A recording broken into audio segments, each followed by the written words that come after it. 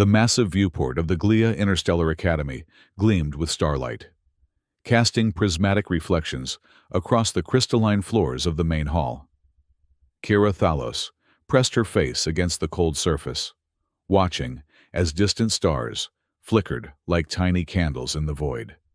The endless darkness of space was punctuated by the occasional transport vessel, each one carrying eager minds from across the galaxy to the Academy, the most prestigious educational institution in the known universe. "Are you still daydreaming about that scholarship?" Zix Varn's voice broke through her reverie, his tone carrying the characteristic pragmatism of the Tethar species. Kira turned to face her classmate, her iridescent skin catching the starlight. As an Ion 7 native, her translucent epidermis was a marvel of evolutionary adaptation, allowing her to absorb ambient radiation for supplementary energy. "It's not daydreaming when you've spent 3 years preparing for it," she replied, tucking a strand of luminescent hair behind her ear. "The Deathworld Exploration Scholarship is awarded to only one research team every decade. Imagine the data we could collect." Zix's facial tentacles twitched with skepticism. "Earth isn't just any Class 12 extreme environment planet, Kira. It's the original Deathworld. The biological anomalies there have killed more researchers than all other extreme planets combined. Which is precisely why no one has compiled comprehensive data on its evolutionary mechanisms," Kira countered, her eyes glowing with enthusiasm. "My thesis on retrograde evolution in extreme organisms needs exactly that kind of data." The Academy corridor hummed with activity as students from dozens of species moved between lectures. The gleaming walls displayed holographic representations of various galactic ecosystems, but noticeably absent was any detailed depiction of Earth. For all the advanced technology and knowledge accumulated at Glia, Earth remained somewhat mythological, a place of legend more than science. "I've convinced Miri and Tolan to join our research team," Kira added, walking alongside Zix toward the xenobiology laboratory. "We need your technical expertise, Zix. You're the best bioengineer in our year." Zix's tentacles flattened against his face, the Tethar equivalent of a frown. "You got Tolan Rev involved? That Drask is more interested in military applications than scientific discovery. He has extensive survival training and combat experience. On a Deathworld, those skills might mean the difference between returning with data or not returning at all." As they entered the laboratory, they spotted their other teammates already gathered. Miri Lotus, a delicate Gellion with translucent wings that shimmered in the laboratory's bright lights, was carefully organizing specimen containers. Her 6-fingered hands moved with precision that betrayed her expertise in biochemistry. Across from her stood Tolan Rev, his scaled Drask physique imposing and militant. His species evolved on a high-gravity world, giving him strength that most Academy species found intimidating. He was hunched over a holographic display of Earth's geography, his claw-like fingers manipulating the terrain to zoom in on densely forested regions. "There you are," Tolan rumbled without looking up.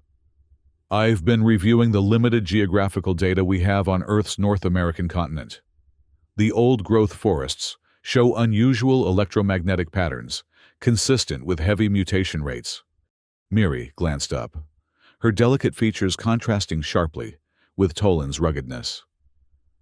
"I've been reading the historical accounts from the last expedition," she said, her voice musical but tinged with anxiety.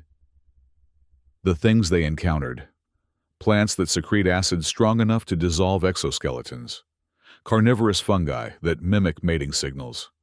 It's terrifying. "It's data," Tolan corrected her firmly. "Valuable, rare data." Kira approached the central holotable and activated her presentation. "Which is why our proposal needs to be perfect. The scholarship committee meets tomorrow. We need to convince them that our research on evolutionary mechanisms is worth the risk." Above the table, a 3-dimensional model of Earth rotated slowly, a deceptively beautiful blue-green sphere, Only the occasional red highlight indicated zones of extreme biological danger. "If we're selected," Kira continued, her voice gaining confidence, "we'll be given access to the research vessel Artemis 1 and permitted to conduct a 2-week planetary survey." Zix joined them at the table, his technical mind already calculating equipment needs. 2 weeks on a Deathworld. We'll need reinforced collection units, military-grade biohazard protocols, and redundant scanning systems. "Already included in my equipment list," Tolan said with a dismissive wave. "I've requisitioned everything from the Academy's military division." Miri looked up from her specimens, her wings fluttering nervously. "Is it true what they say? That Earth organisms evolve at rates hundreds of times faster than galactic standards? That predator-prey adaptations can occur within mere generations?" "That's exactly what we're going to find out," Kira replied, her eyes fixed on the slowly rotating Earth. "If my thesis is correct, the extreme conditions on Earth don't just accelerate evolution, they sometimes reverse it, creating organisms that shouldn't be possible according to conventional evolutionary theory." The 4 students stood around the holographic Earth, each contemplating the dangers and discoveries that awaited them. Outside the laboratory viewport, the endless tapestry of stars twinkled indifferently, while somewhere among them, a small blue planet continued its deadly evolutionary experiments, waiting for visitors brave enough, or foolish enough, to study its secrets. The Academy's Great Hall buzzed with tension as the scholarship committee filed in, their diverse physiologies representing the galaxy's most prestigious scientific institutions.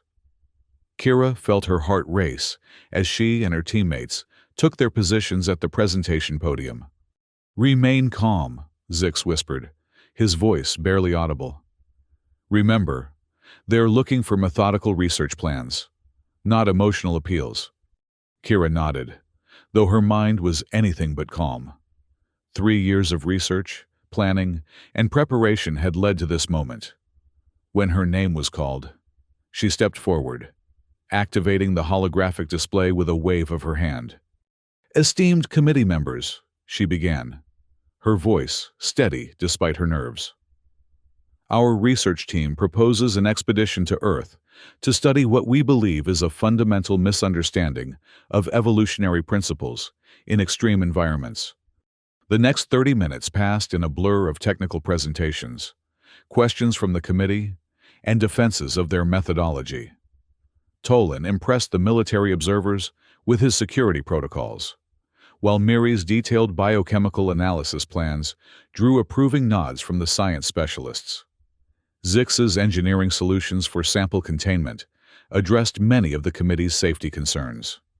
When they finished, the head of the committee, an ancient volocrid with feathers that had long ago faded from vibrant colors to a distinguished gray, leaned forward. "Your proposal is ambitious, perhaps dangerously so," the volocrid said, each word measured carefully.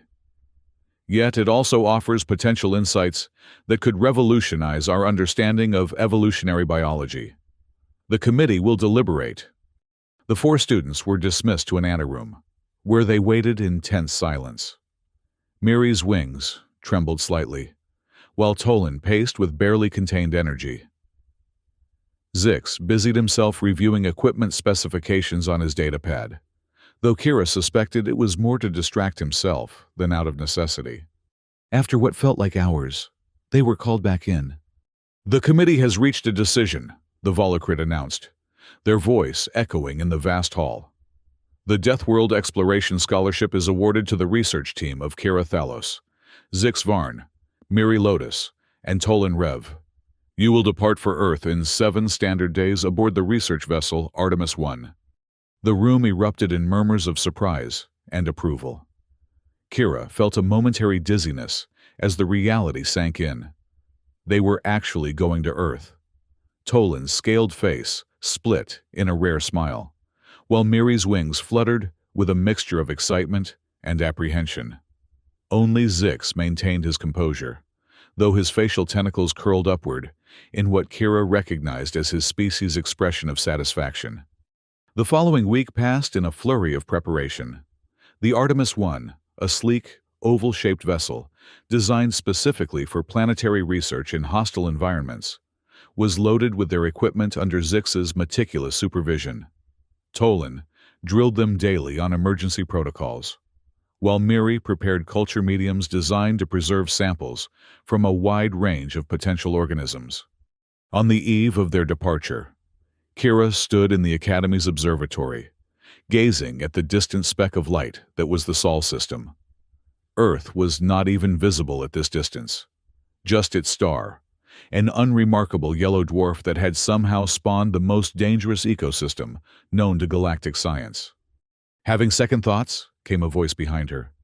It was Miri, her translucent wings folded tightly against her back, a sign of stress among Gellians.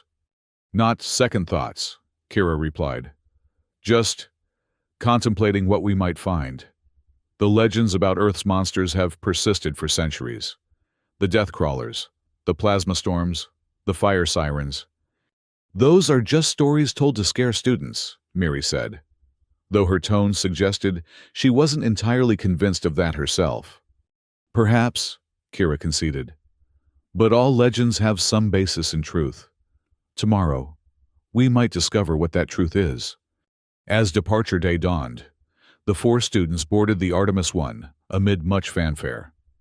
The Academy's launch bay was filled with faculty and fellow students, many of whom regarded the team with a mixture of admiration and pity, as though they were already calculating the odds of their return. The ship's engines hummed to life, a pleasant vibration that belied the power of the antimatter drive. As the Artemis I rose from its docking cradle and turned toward open space, Kira took her position at the research station, watching as the Academy grew smaller behind them. Course plotted for the Sol system, Zix announced from the navigation console. Estimated arrival in 48 standard hours. All security systems online, Tolan added from his station. Weapons charged and ready. Weapons? Miri asked, her voice rising slightly. We're on a research mission, not a military incursion.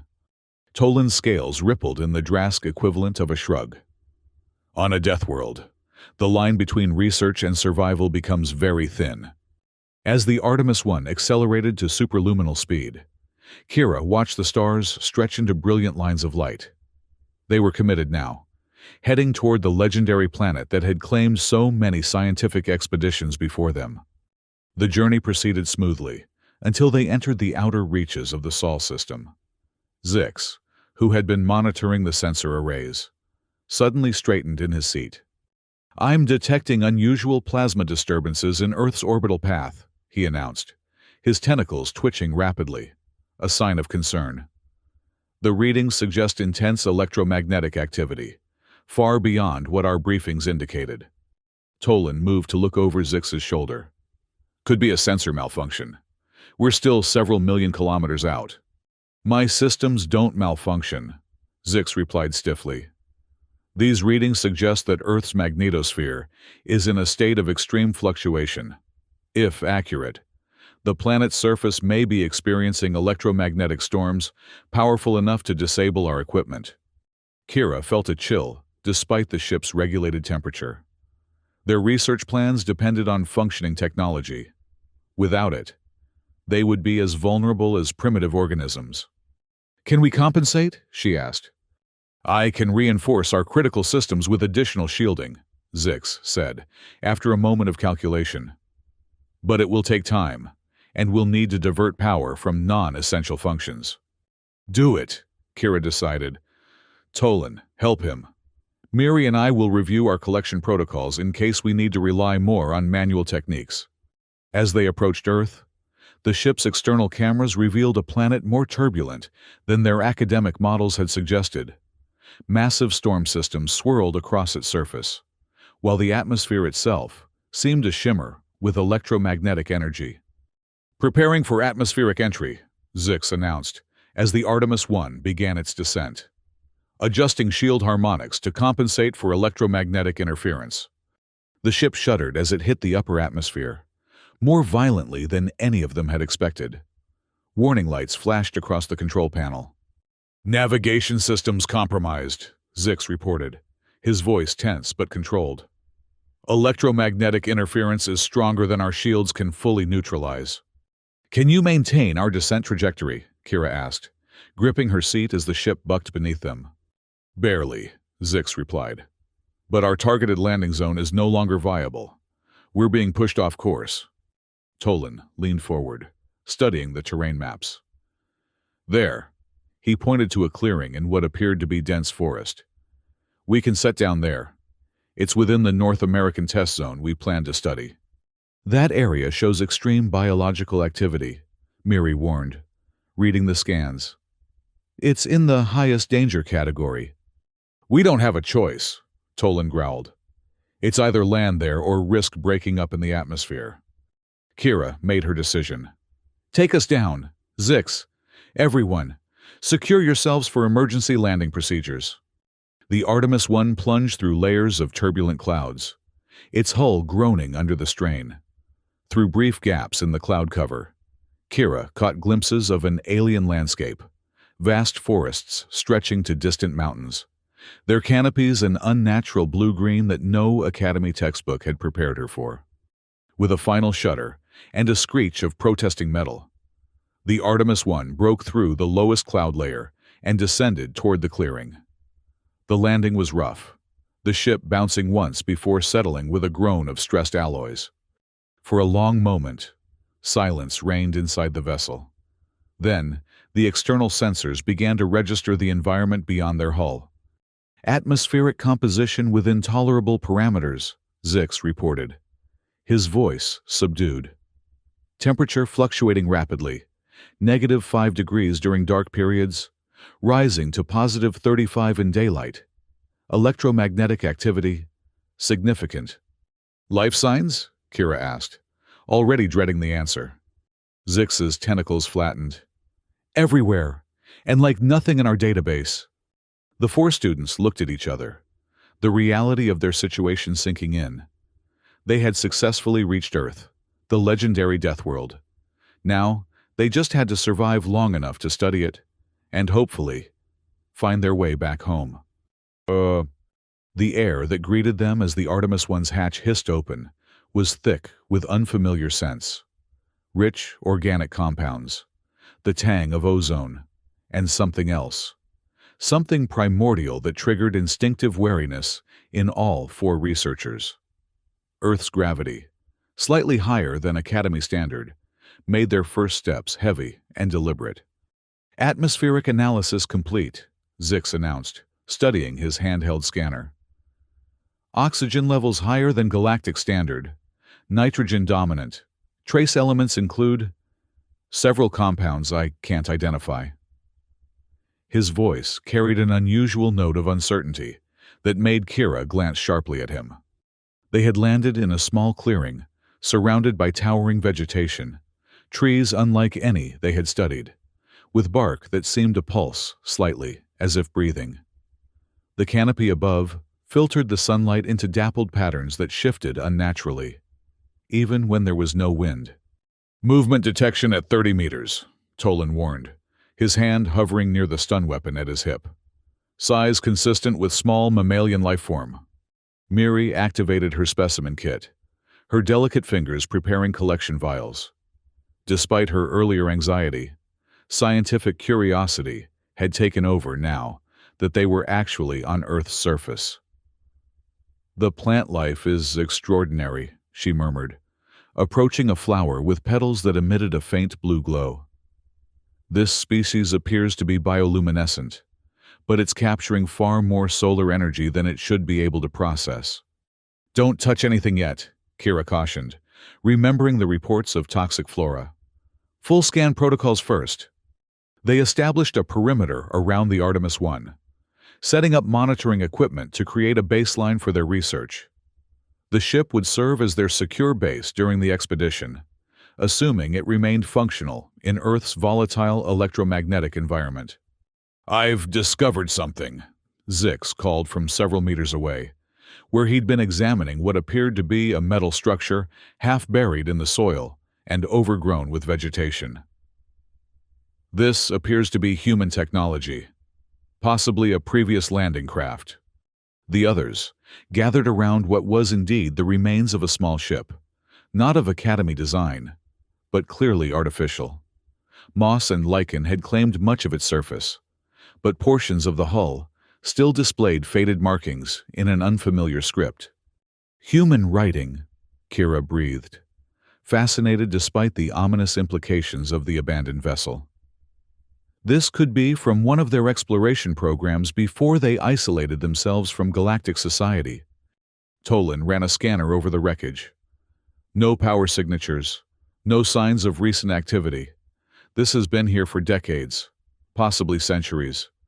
What happened to the crew? Miri asked, voicing the question they were all considering. As if in answer, a low rumble of thunder rolled across the sky.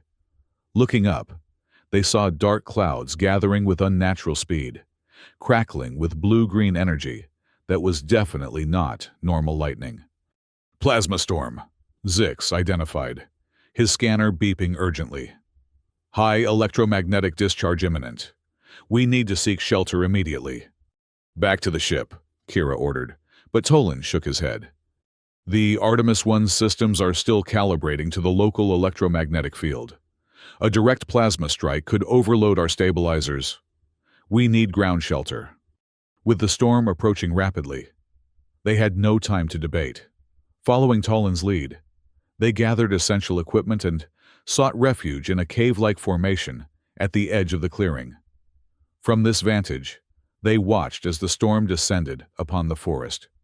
It was like nothing they had ever witnessed. Lightning, if such a mundane term could describe it, arced between clouds and ground in branching patterns of blue, green, and occasionally a deep purple. Where it struck trees, it didn't simply burn them. It seemed to transform them, causing momentary mutations that rippled through the vegetation before settling into new, twisted forms. Are you recording this? Kira asked Zix, her voice hushed. All sensors active, he confirmed. Though the electromagnetic interference is corrupting some of the data. The storm is affecting the plant life, Miri observed, her scientific mind momentarily overcoming her fear. Look at the molecular restructuring. It's as if the lightning is rewriting their genetic code in real time. For hours, they huddled in the relative safety of their shelter as the plasma storm raged. When it finally passed, leaving the forest glistening with an unnatural phosphorescence, they emerged to find a transformed landscape. Plants that had been merely unusual before had become bizarre, some pulsing with internal light, others having grown thorns that seemed to track their movement. This changes everything, Kira said, carefully collecting samples of the altered vegetation. The plasma storms must be a key factor in Earth's accelerated evolution. The electromagnetic energy is directly influencing genetic mutation rates. As they worked to document the changes, Miri suddenly gasped, pointing to the ground near a massive fallen tree. Look at this! The others gathered around what appeared to be a footprint, but of disturbing proportions. It was roughly circular, nearly 2 meters in diameter, with impressions that suggested multiple jointed limbs. Around its edges, small flames flickered, as if whatever had left the print generated enough heat to ignite the soil itself. This isn't in any of our briefing materials, Tolan said, his usual confidence noticeably diminished. Size suggests a creature of immense proportions, Zix added, scanning the print. The heat signature is unlike any known biological process. Kira stared at the massive footprint, feeling a mixture of scientific excitement and primal dread. This was exactly the kind of discovery they had come for, evidence of evolutionary adaptations that defied conventional understanding. But the scale of the print suggested a predator of terrifying capabilities. We should follow it, she decided, though not without trepidation. At a safe distance, we need to understand what we're dealing with. That's not a wise course of action, Zix countered. Our primary mission is sample collection and analysis, not tracking apex predators. I agree with Kira, Tolan said unexpectedly. This creature represents a significant data point. We should at least attempt to observe it from a distance. Miri looked uncertain, but nodded her agreement. If we maintain proper safety protocols, the scientific value would be enormous. As the Earth's strange sun began to set, casting long shadows through the transformed forest, the four researchers gathered their equipment and prepared to follow the trail of massive footprints. The path led deeper into the forest, away from the relative safety of their landing site and into territory that no Academy expedition had ever documented and returned to tell about. Stay alert, Tolan advised as they moved cautiously along the trail. If we encounter the creature, we retreat immediately. No exceptions. Kira nodded, though part of her, the dedicated scientist, hoped they would catch at least a glimpse of whatever had left those burning footprints. Such a discovery would make their expedition legendary in Academy history. As darkness fell completely, the forest around them transformed again. Plants that had been merely glowing during daylight now blazed with bioluminescence, casting an eerie blue-green light that made navigation possible, but gave the landscape an otherworldly quality. Strange sounds echoed through the trees, calls and responses unlike any animal vocalizations they had studied. "We're being watched," Tolan said quietly, his Drask senses more attuned to predator-prey dynamics than those of his companions. "By what?" Miri whispered, her wings folded tightly against her back in the Gellian expression of extreme stress. "I don't know," Tolan admitted, "but there are at least 3 distinct life forms tracking our movements. Small to medium size, coordinated patterns, possibly pack hunters." This revelation did nothing to ease the tension, but they pressed on, following the massive footprints until they reached the edge of what appeared to be a bog or swamp. In the darkness, the water gleamed with an amber luminescence, revealing countless tiny organisms that pulsed with light. "Incredible," Miri breathed, kneeling to collect a water sample. "These bioluminescent microorganisms are consuming the byproducts of the plasma storm. They're energy converters, transforming electromagnetic residue into chemical energy." While Miri was absorbed in her discovery, Zix was checking their equipment. His expression, as much as a Tethar could express, showed concern. "The bioscanner is malfunctioning," he reported. "Electromagnetic interference is affecting its calibration, and I'm losing the signal from our ship's beacon." "Can you fix it?" Kira asked, already knowing what his answer would be. "Not without returning to the Artemis 1. The specialized tools we need are there." This development forced a decision. Without functioning equipment, their research capabilities would be severely limited. Yet the trail of the mysterious creature led further into the swamp, promising unprecedented discoveries. "We should split up," Tolan suggested. "Zix and I will return to repair the equipment. You and Miri continue following the trail. We'll rendezvous in 6 hours." "That violates safety protocols," Zix objected immediately. "No team member should be without technical or combat support on a Class 12 planet." "We're losing valuable research time," Tolan countered.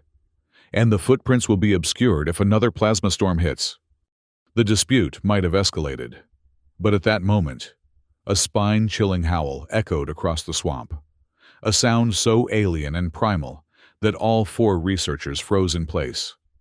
It was answered by similar calls from different directions, suggesting multiple creatures converging on their position. "Back to the ship," Kira decided, abandoning their original plan. "All of us. Now." They retreated rapidly, but the alien forest had become a labyrinth in the darkness. Strange bioluminescent patterns disoriented them, and twice they had to change course to avoid sounds of large creatures moving through the underbrush. "We're being herded," Tolan realized aloud, his military training recognizing the tactical pattern. "These aren't random animal movements. They're coordinating to drive us in a specific direction." "Toward what?" Miri asked, her voice barely above a whisper. They got their answer as they emerged into a small clearing to find themselves face to face with a creature straight out of nightmare.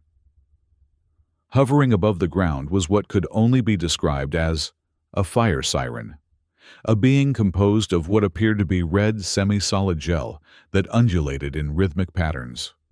Parts of its amorphous body occasionally erupted in small flames, and tendrils of energy crackled around it like miniature lightning. "Don't move," Tolan whispered, his hand on his weapon but not drawing it. "Any sudden movement might trigger an attack response." The fire siren pulsed, emitting a low, humming sound that they felt in their bodies more than heard with their ears. It seemed to be studying them, curious perhaps about these strange visitors to its territory. Miri, despite her fear, had activated her specimen collector on instinct. "It's generating an electromagnetic field," she whispered, "similar to the plasma storms, but controlled, focused." The creature responded to her voice by extending a tendril of its gelatinous body toward her. Before anyone could react, it discharged a bolt of energy, not at Miri, but at her specimen collector. The device sparked and went dead immediately. "It doesn't want us taking samples," Kira realized, her scientific mind racing despite the danger. "It's showing intelligence, purpose." Tolan had drawn his weapon now, though he held it pointed downward. "We need to retreat, slowly, together." They began to back away, maintaining eye contact with the hovering creature. For a moment, it seemed they might escape without incident. Then Miri's foot caught on a root, sending her stumbling backward. The sudden movement triggered the fire siren's defensive response, a barrage of electrical discharges that forced them to scatter. "Run!" Tolan shouted, firing his weapon to provide covering fire as the others fled. Kira grabbed Miri's arm, pulling her to safety as Tolan's shots distracted the creature. Zix had already disappeared into the underbrush, his pragmatic nature driving him to seek the most efficient escape route. In the chaos that followed, they became separated. Kira and Miri found themselves alone in a dense section of forest, the sounds of Tolan's weapon fire fading into the distance. "We need to get back to the ship," Kira said, trying to orient herself using the stars visible through gaps in the canopy. Earth's constellations were unfamiliar, but she had studied basic navigational charts. "We left the sample kit," Miri lamented. "All our collected specimens." "We'll get more," Kira assured her, though privately she wondered if they would get any at all. Earth was proving to be even more dangerous than the legends suggested. As they made their way through the alien forest, a new sound reached them, mechanical rather than biological. The rhythmic beating of what could only be aircraft rotors. "That's not our ship," Miri whispered, her fear returning. "Could it be humans?" Kira pulled Miri into denser cover as light swept through the forest canopy.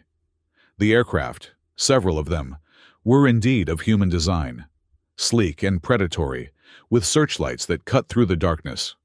"We should contact them," Miri suggested. "The Academy briefing said humans were isolationist but not hostile to researchers." "Something doesn't feel right," Kira replied, her instincts warning her to remain hidden. "Let's observe first." Their caution proved wise. As the aircraft landed in a clearing ahead, armed figures disembarked, humans in what appeared to be military or paramilitary gear. Their insignia, visible through Kira's magnification lenses, read GenCorp, not any recognized Earth governmental organization from their briefings. "They're collecting specimens," Miri observed as the humans fanned out, efficiently gathering samples from the mutated flora. "The same kinds we were studying." One of the humans, distinguished by a white coat rather than combat gear, directed the operation with clinical precision. Through her lens, Kira could read the name embroidered on his coat. Dr. Vallis Creed, Strategic Biology Division. "This must be some kind of private research operation," Kira whispered, "not sanctioned by Earth's governing bodies or the Galactic Council." Their observation was interrupted by a sharp crackle from the communicator on Kira's belt. Zix or Tolan trying to contact them. Though she silenced it immediately, the brief sound had been enough. Several of the armed humans turned in their direction, weapons raised. "We've been detected," Kira hissed. "We need to move. Now." As they retreated deeper into the forest, the sound of pursuit behind them, Kira realized that Earth had just revealed another of its deadly secrets. It wasn't just the environment and wildlife they needed to fear, but also the planet's dominant species, who clearly had their own agenda for the deadly evolutionary laboratory that was their homeworld. Dawn broke over the forest in a haze of amber and crimson. The strange sun of Earth, casting shadows that seemed to move with a life of their own. Kira and Miri had spent the night in an improvised shelter, hidden beneath the massive roots of a fallen tree. The pursuit by the GenCorp forces had faded after several hours, but they remained cautious, uncertain of their position relative to either the Artemis I or their missing teammates. "The communicator is still dead," Kira reported after another attempt to contact Zix and Tolan. "The electromagnetic interference from last night's storm must have damaged its internal circuits." Miri looked exhausted, her normally luminescent wings dulled with stress and lack of proper nutrition. "Do you think they made it back to the ship?" "Zix would have," Kira said with more confidence than she felt. "He's nothing if not practical, and Tolan's combat training would have given him an advantage in evading the humans." They emerged cautiously from their hiding place to find the forest transformed yet again. What had been bioluminescent flora the previous night now displayed entirely different properties in daylight. Some plants had folded in on themselves like massive traps, while others reached toward the sun with appendages that looked disturbingly like fingers. "We need to find higher ground," Kira decided, studying the terrain. "If we can get a better view, we might spot the clearing where we landed." They set off, moving carefully through the underbrush, each step bringing new discoveries that would have been scientifically fascinating under less dire circumstances. Miri, despite their situation, couldn't help collecting small samples, her scientific curiosity overriding her fear. "Look at this," she whispered, pointing to a small, insect-like creature with translucent wings that refracted sunlight into rainbow patterns. Its exoskeleton appears to be photosynthetic. It's literally generating energy directly from sunlight, which explains how it can support such a massive body relative to its wing size, Kira noted, momentarily distracted from their predicament by the scientific marvel. "Earth's evolutionary pressures have created solutions we've never even considered." Their scientific observations were interrupted by a distant sound, the same mechanical rotor beats they'd heard the previous night. The GenCorp aircraft were on the move again.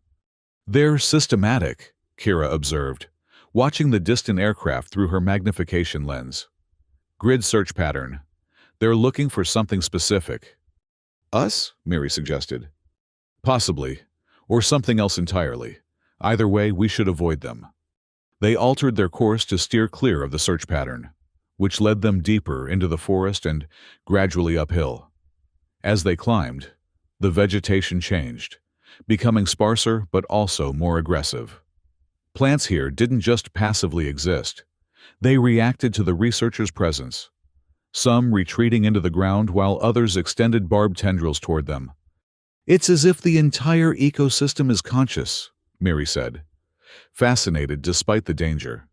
Not individually intelligent, but collectively responsive in ways that suggest coordinated defense mechanisms. "The plasma storms," Kira theorized. "They must have accelerated not just physical evolution, but also neural development. These plants have rudimentary nervous systems." By midday, they had reached a ridge that offered a view across the surrounding forest. In the distance, they could make out what appeared to be their landing site, a small clearing with the gleaming hull of the Artemis I visible through gaps in the canopy. "There!" Miri exclaimed, pointing. "We can make it back before nightfall if we maintain a steady pace." But Kira's attention had been drawn to something else, a structure hidden among the trees in the opposite direction. It wasn't natural, its geometric lines and metallic surfaces clearly artificial. "That must be the GenCorp facility," she said, adjusting her lens for better magnification.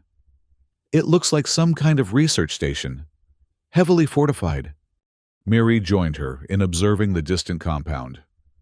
"Should we investigate? If they're conducting unauthorized experiments on Earth's biosphere, the Academy would want to know."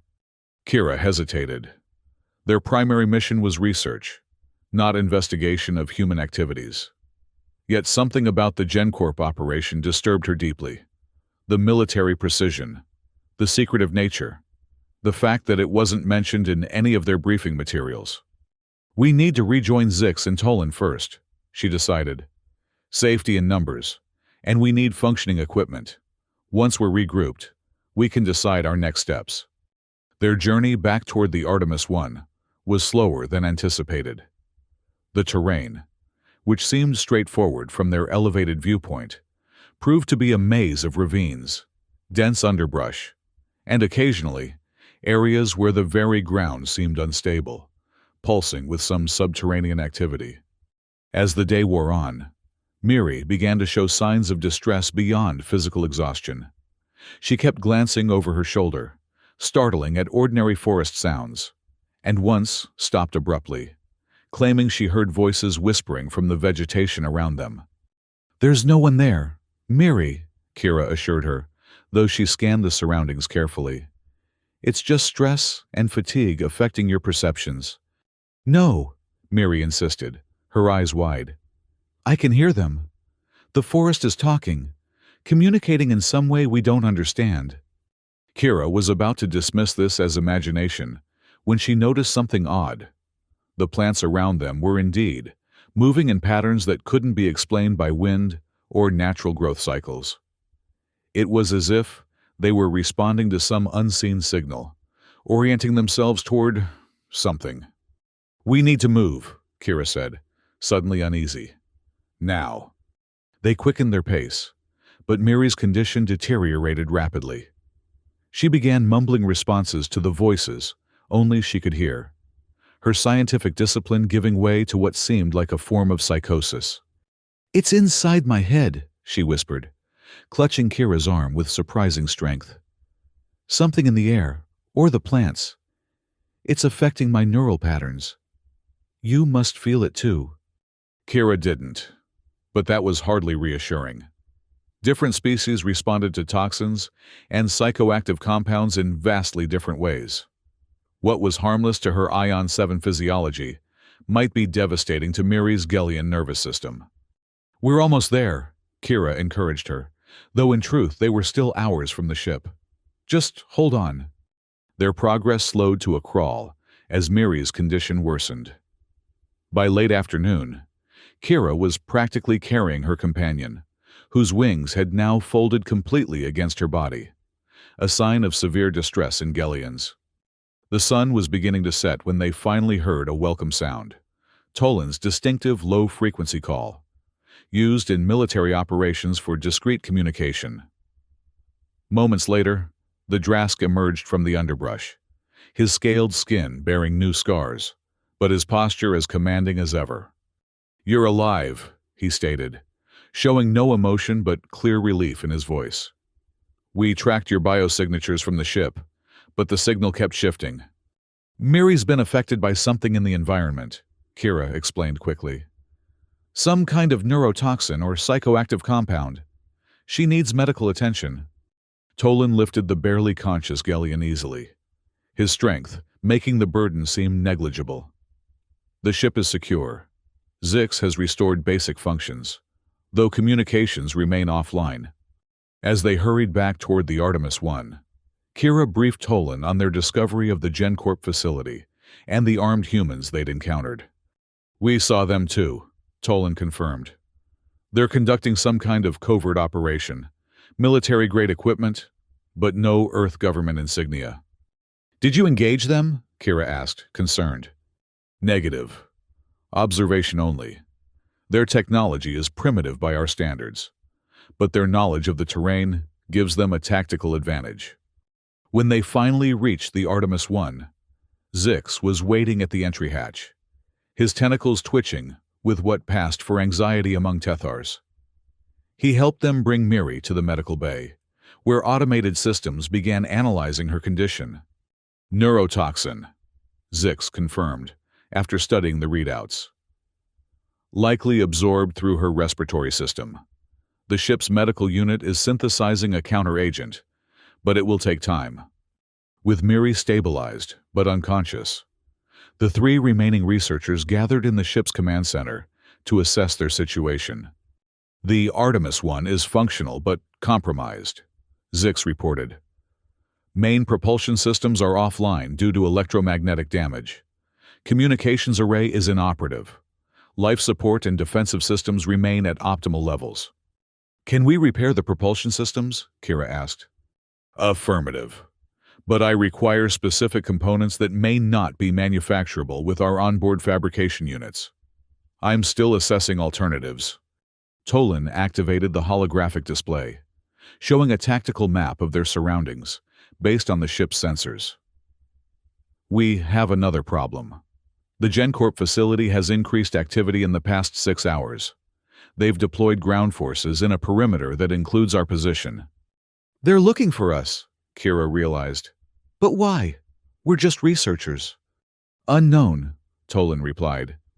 But their search patterns suggest they're aware of our ship's location and are methodically closing in.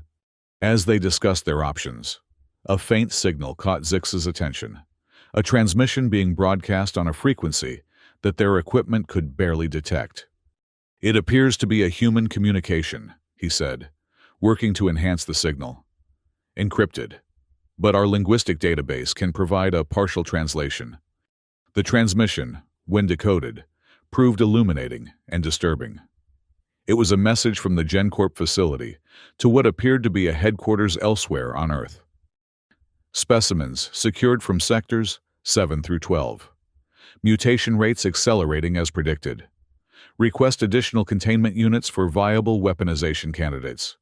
Indigenous apex predators, showing unprecedented adaptive response to stimuli. Dr. Creed's Phase 3 trials are proceeding ahead of schedule. Unidentified craft in Sector 9 under observation. Possible non-terrestrial origin. Standing by for capture protocol authorization. The 3 researchers exchanged concerned glances as the implications became clear. GenCorp wasn't just studying Earth's deadly ecosystem. They were actively working to weaponize it, accelerating the already dangerous evolutionary processes for military applications. This changes our mission parameters, Tolan said, his military mindset immediately assessing the strategic implications. If humans are weaponizing Deathworld organisms, it represents a potential threat to galactic security. We're not equipped for intervention, Zix countered. Our mission is scientific documentation, not military or political action. But we can't ignore this, Kira argued. If GenCorp is artificially enhancing already deadly organisms and planning to weaponize them, the Academy needs to know. The Galactic Council would need to reassess Earth's isolation protocols. Their debate was interrupted by an alarm from the ship's perimeter sensors.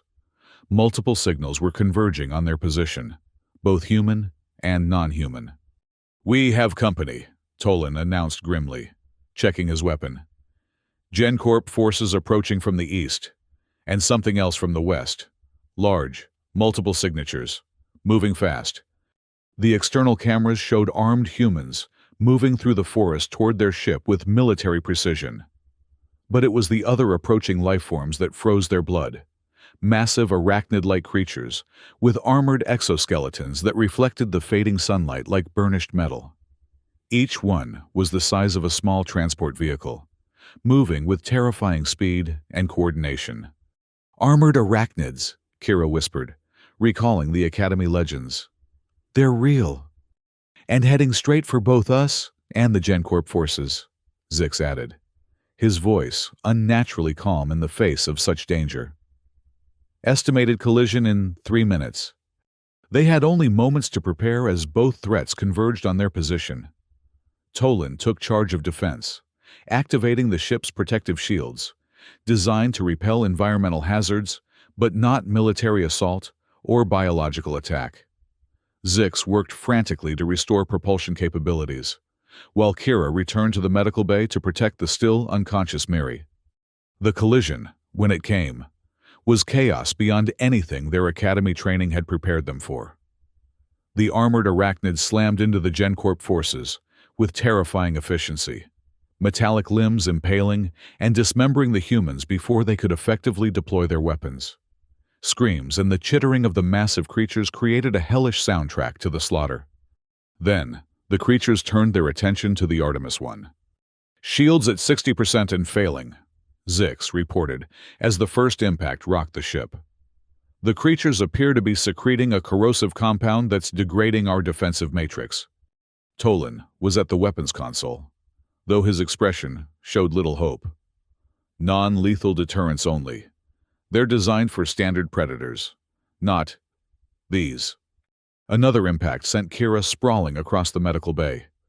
Miri had awakened, her eyes wide with terror as the ship shuddered around them. "What's happening?" she asked weakly. "We're under attack," Kira explained, helping her friend to a more secure position. "Armored arachnids, the creatures from the old stories, they're real, and they've engaged both us and a human military force." A new voice suddenly came over the ship's communication system. Human, authoritative, and unexpected. "Alien vessel. This is Captain Lynn Ursa, Earth Defense Force.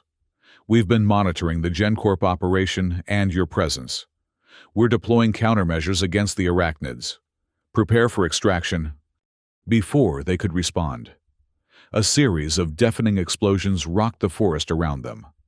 Through the external cameras, they saw new aircraft, different from the GenCorp designs, deploying what appeared to be sonic weapons that disoriented the armored arachnids, driving them back into the deeper forest.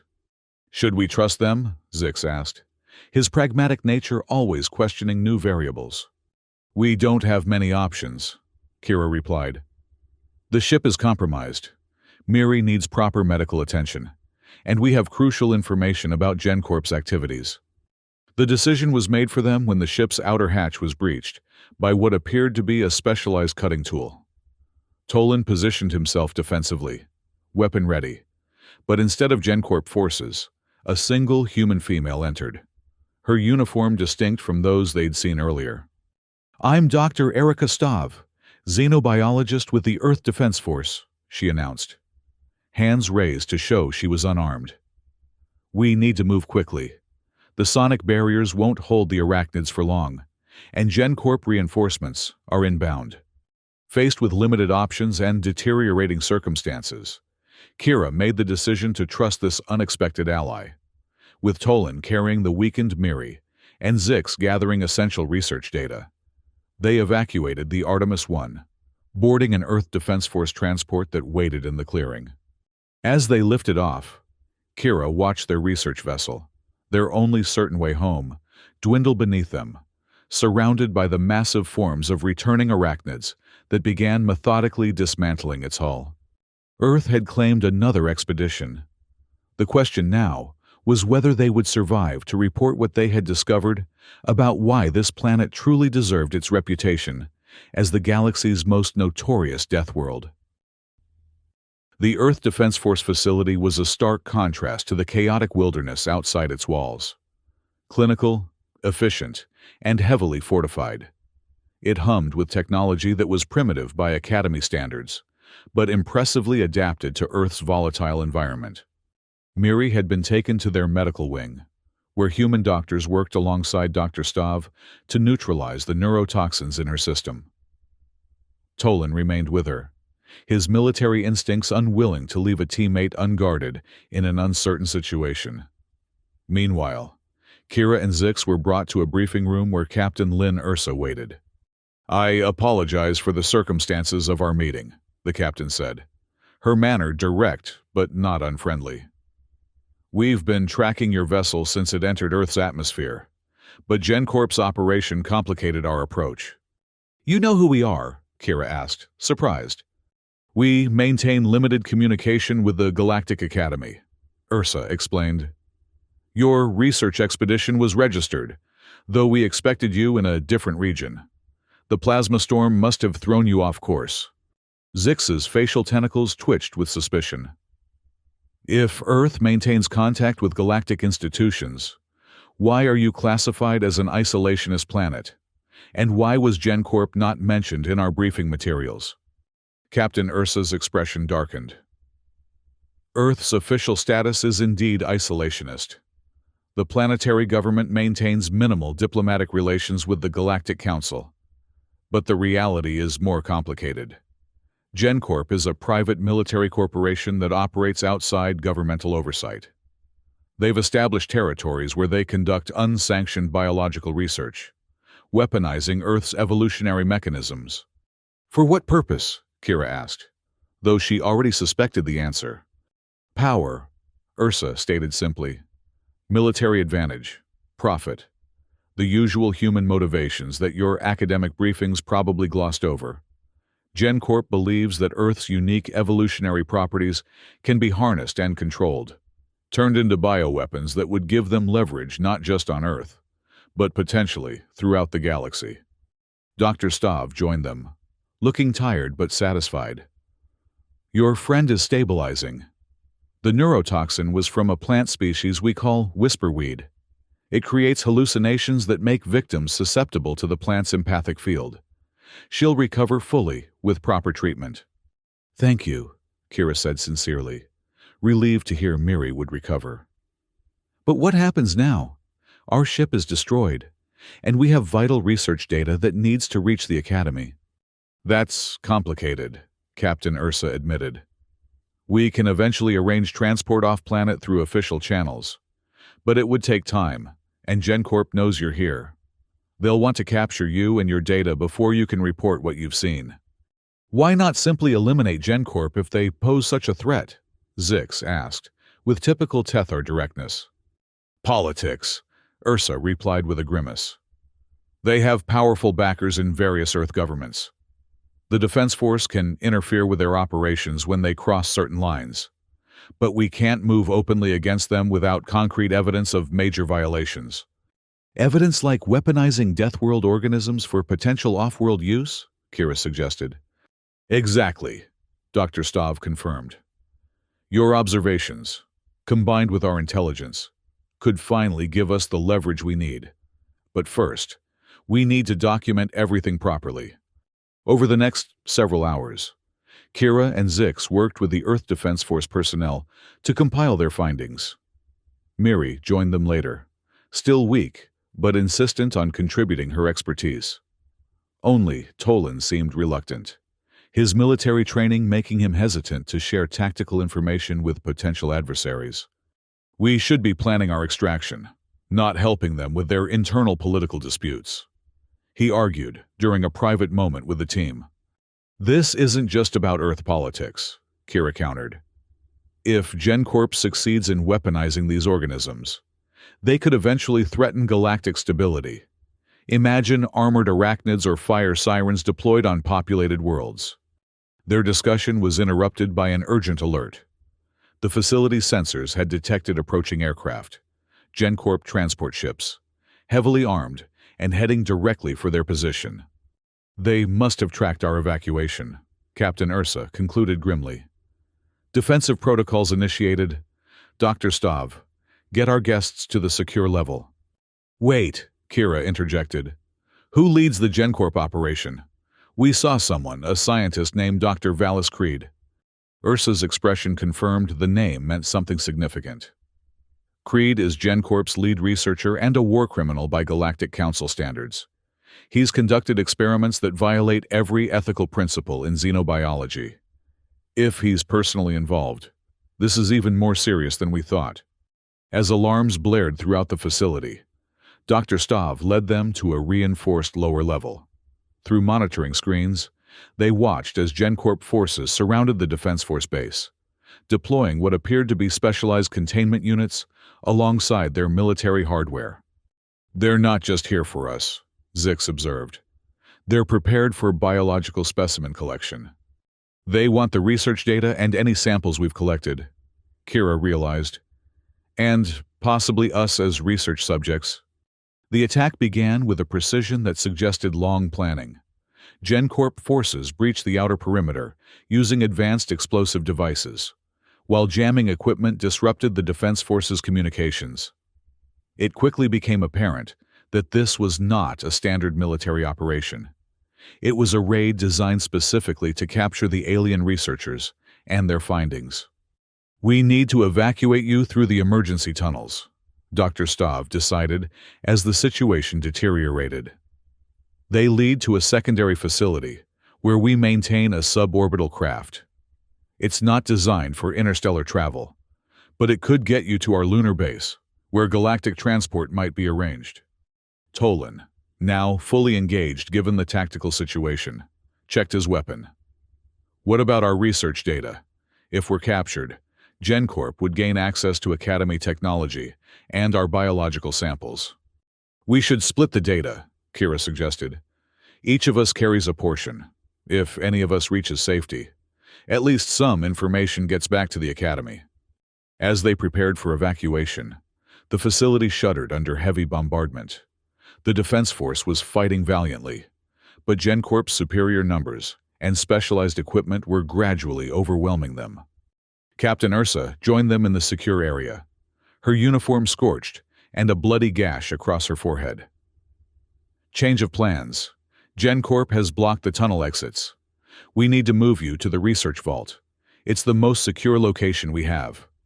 As they hurried through corridors increasingly filled with smoke and the sounds of combat, Kira found herself alongside Dr. Stav. "There's something you're not telling us," she said, sensing the human scientist's unease. "Something about this facility." Stav hesitated, then nodded. "This isn't just a defensive outpost. We've been studying the armored arachnids ourselves, not for weaponization, but to understand their evolution and hopefully develop countermeasures. We have specimens in containment." This revelation sent a chill through Kira. "And if GenCorp breaches the containment areas?" "Then we face a threat from both sides," Stav admitted grimly. They reached the research vault, a massive reinforced chamber filled with laboratory equipment and specialized containment units. Through transparent barriers, Kira could see several juvenile armored arachnids, each the size of a small vehicle, but significantly smaller than the adults they'd encountered in the forest. "Even the young are lethal," Captain Ursa explained, noticing Kira's attention. "Their exoskeletons contain both organic and inorganic compounds, natural metal alloys that make them nearly impervious to conventional weapons." A tremendous explosion rocked the facility, causing lights to flicker and alarms to change tone. "Perimeter breach," Ursa announced grimly. "They're inside the main complex." Tolan moved to a defensive position near the vault entrance, while Zix examined the facility's systems, looking for technological advantages they might exploit. Miri, still weakened but determined, worked with Dr. Stav to secure the research data they'd compiled. "There's something else," Stav said quietly to Kira while the others were occupied. "Something we discovered about the arachnids. They're not just highly evolved predators. They show signs of artificial genetic manipulation. Someone has been experimenting on them for generations." "GenCorp?" Kira asked. "No," Stav replied, her voice barely audible. "The modifications date back centuries, long before GenCorp existed. Someone, or something, has been guiding Earth's evolutionary processes for a very long time." This revelation was interrupted as the vault's massive door began to show signs of forced entry, precision cutting tools slicing through even the reinforced material. They were running out of time. "We need a diversion," Tolan declared, assessing the situation with military efficiency. "Something to draw their forces away, while the rest of you escape with the data." "The specimens," Zix suggested, indicating the contained arachnids. "If released in a controlled manner, they would create significant chaos." "That's too dangerous," Captain Ursa objected. "We'd be risking not just GenCorp forces but our own people." "We may not have a choice," Dr. Stav countered. "If GenCorp captures these specimens and our research, the consequences would be far worse." As they debated, The vault door yielded with a screech of protesting metal. GenCorp forces poured in, led by a tall, austere human whose white coat stood in stark contrast to the military hardware surrounding him. His cold eyes surveyed the scene with clinical detachment.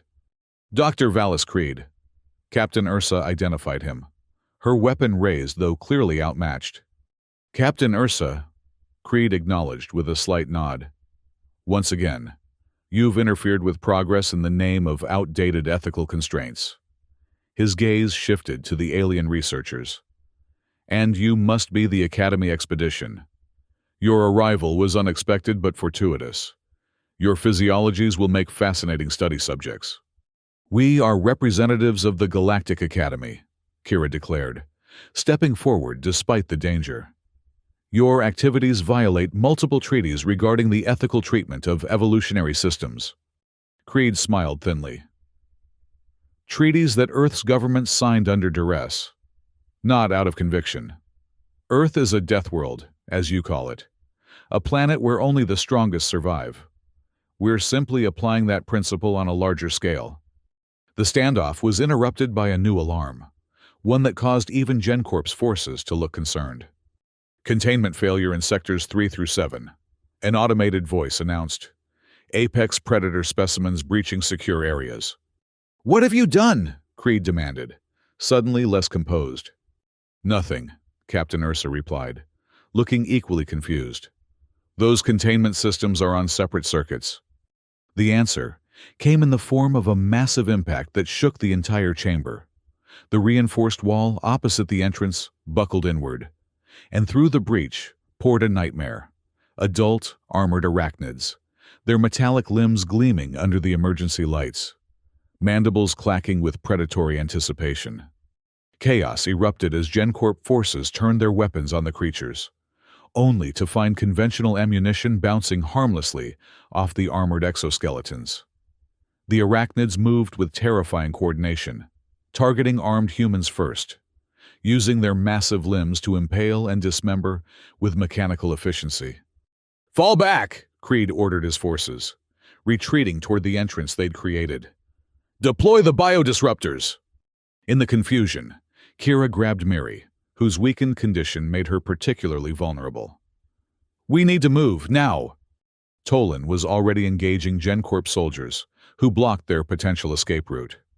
His academy combat training giving him an edge, despite their numbers.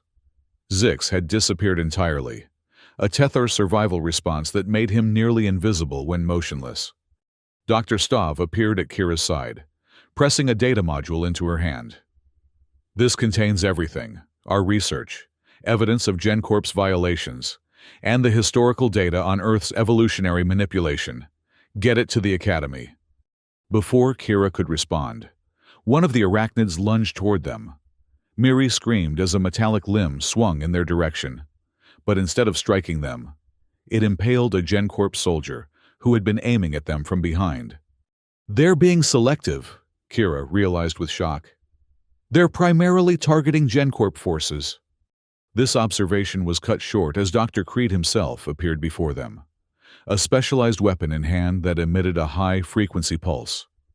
Nearby, arachnids recoiled from the sound, giving him a momentary advantage. You won't leave with that data, he stated coldly, aiming the weapon at Kira and Miri. Earth's evolutionary secrets belong to those who understand power. You don't understand anything, Miri responded, with unexpected strength in her voice. These creatures aren't just evolving randomly. They're part of a system, a balance. What you're doing isn't science. It's exploitation. Creed's response was to fire his weapon, not the sonic device, but a conventional sidearm he drew with his other hand. The shot struck Miri in the chest, sending her crumpling to the floor as Kira screamed in horror. What happened next occurred so quickly that Kira's mind could barely process it. From the shadows behind Creed, Zix emerged, using his specialized tools to disable the doctor's sonic device. In the same moment, an arachnid seized Creed from behind, lifting him effortlessly as he fired wildly. Go! Tolan shouted, appearing at Kira's side and pulling her away from Miri's fallen form. She's gone! We can't help her now! Rational thought fought with emotion as Kira allowed herself to be dragged away, clutching the data module Dr. Stav had given her. Through tears, she saw Captain Ursa and the remaining Defense Force personnel fighting alongside the Arachnids against GenCorp forces, an alliance as unlikely as it was temporary. They escaped through maintenance tunnels, Tolan leading the way with Zix rejoining them once they were clear of the main combat zone. Behind them, the sounds of destruction gradually faded, replaced by the alien noises of the forest as they emerged into the night air. "What happened back there?" Kira asked, when they finally stopped to rest, her voice hollow with shock and grief. "The Arachnids. They were almost acting like allies." "I observed something while camouflaged," Zix explained, his tentacles moving in patterns of deep thought. "Dr. Stav activated some kind of signal device before the breach. I believe the Defense Force has established a rudimentary control mechanism for the Arachnids, not full domestication, but enough to direct their aggression towards specific targets. So Earth humans are taming Deathworld predators," Tolan concluded grimly. "Just not the faction we initially encountered." Kira clutched the data module, her mind racing despite her grief. "We need to get this information to the Academy. If both GenCorp and the Defense Force are manipulating Earth's evolutionary systems, the Galactic Council needs to be informed. The question is how," Tolan pointed out. "Our ship is destroyed, and we're stranded on the most dangerous planet in the galaxy, with hostile forces hunting us." A sound from above made them look up sharply. An aircraft approaching, its design different from both GenCorp and Defense Force vehicles. As it descended, a transmission reached the communicator Zix had salvaged from their equipment. "Academy Expedition. This is Galactic Council Retrieval Unit responding to your emergency beacon. Stand by for extraction." The three surviving researchers exchanged looks of confusion and hope. "We didn't activate any emergency beacon," Zix stated. "No," Kira realized, examining the data module more closely. "But Dr. Stav did. The module contains a subspace transmitter. She must have activated it before giving it to me." As the council vessel landed and armed peacekeepers secured the area, Kira felt a complex mix of emotions: relief at their rescue, grief for Miri's sacrifice, and a deep unease about what they had discovered. Earth wasn't just a death world because of its natural evolutionary processes. It was deadly because of how its dominant species exploited those processes, turning nature's most extreme adaptations into weapons. 2 months later, Kira stood before the Galactic Council's Science Directorate, the formal proceedings a stark contrast to the chaotic violence of Earth. The Grand Chamber, with its soaring architecture and representatives from hundreds of worlds, seemed almost unreal after their experiences.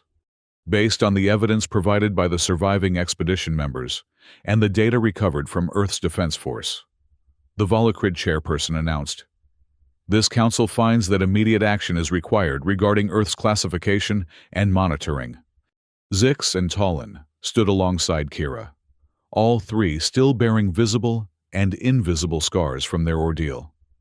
They had spent weeks debriefing Academy officials, providing detailed accounts of everything they had witnessed: the plasma storms, the fire sirens, the armored Arachnids, and most disturbingly, the human factions experimenting with Earth's deadly evolutionary mechanisms.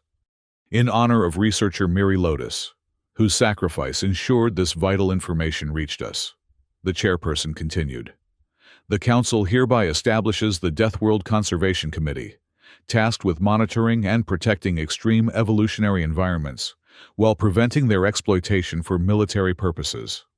Kira stepped forward when invited to speak. "What we discovered on Earth goes beyond academic interest," she told the assembled dignitaries. "Earth isn't just a death world because of its environmental conditions. It's deadly because its dominant species has learned to weaponize those conditions. The plasma storms accelerate evolution. The predators adapt with unprecedented speed. But humans, Humans direct those processes toward their own ends. And yet, she continued, her voice growing stronger, not all Earth humans seek to exploit these mechanisms. Dr. Stav and Captain Ursa represented a faction that understands the importance of balance, of studying without exploiting. Their assistance proved that cooperation is possible, even on a death world.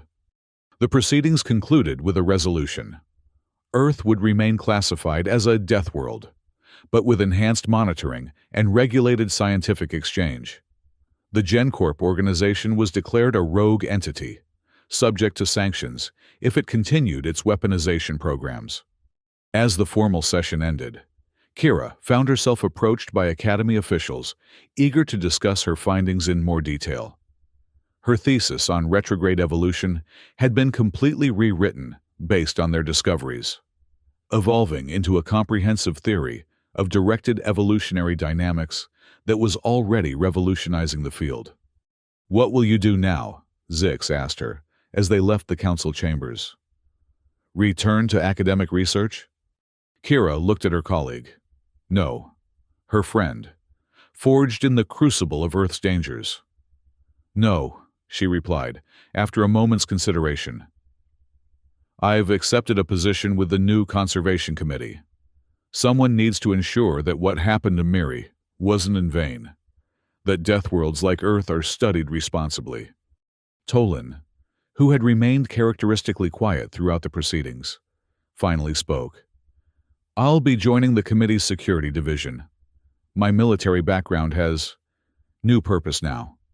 Zix's tentacles moved in a pattern of agreement. "And I have been assigned to develop improved safety protocols for future expeditions. It seems our experiences have changed all our career trajectories." Together, they stood at a viewport overlooking the glittering expanse of the galaxy. Somewhere out there, a small blue planet continued its deadly evolutionary experiments, its dominant species still largely isolated from galactic society. But now, at least, the galaxy was watching, learning, and perhaps most importantly, understanding why Earth truly deserved its classification as a death world. "Miri would be pleased," Kira said softly. She always believed that knowledge should serve protection, not exploitation. As if in answer, the stars seemed to shimmer more brightly for a moment. Perhaps just an atmospheric effect, or perhaps something more. A reminder that even in the deadliest environments, life found ways to create beauty alongside danger.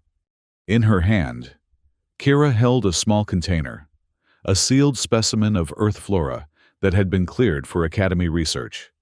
Within its transparent walls, a tiny plant glowed with bioluminescence, its structure constantly shifting in subtle ways as it adapted to its new environment.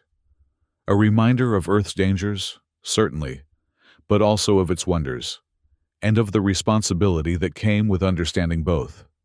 The Death World had claimed one of their own, but in doing so, it had given the galaxy a new awareness. And perhaps someday, when humans were ready to fully join galactic society, they would bring with them the unique perspective that came from evolving on a planet where survival itself was never guaranteed, where life had to fight, adapt, and sometimes make terrible sacrifices to continue. That was the true lesson of Earth. Not just why it was called a death world, but what such a world could teach those willing to learn from it rather than exploit it. And Kira, along with her surviving teammates, would ensure that lesson was never forgotten.